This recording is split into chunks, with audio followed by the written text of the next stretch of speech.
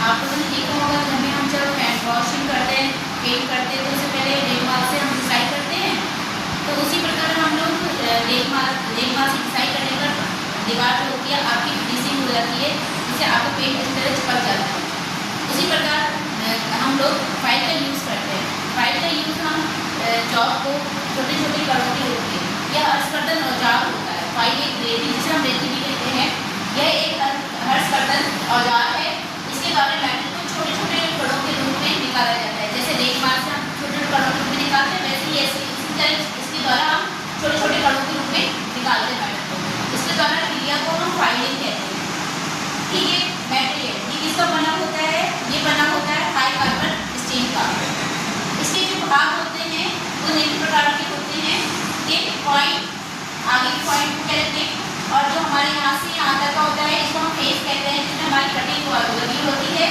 किनारे वाले भाग को एज कहते हैं, और ग्यारह भाग को हम ये कहेंगे। तो 11 भाग दिख रहा है आपको, ये शोल्डर कहेंगे और ये टैंक कहेंगे, और इसको हैंडल कहेंगे।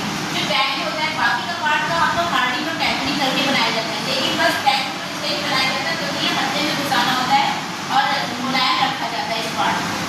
ठीक है, फिर अब हम आते हैं, इतना ध्यान रखना जब भी हम कुछ लंबाई लेते हैं फाइल की, तो आगे की टिप से लेकर अंदर की लंबाई ली जाती है, उसी के अकॉर्डिंग हमारी फाइल की लंबाई दी जाती है।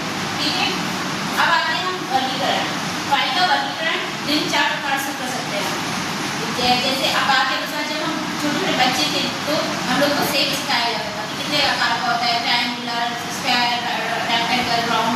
उसी प्रकार फाइल के भी आकार होते हैं, उसके क्रॉस सेक्शन काट के देखेंगे तो कोई आकार दिखाई देगा।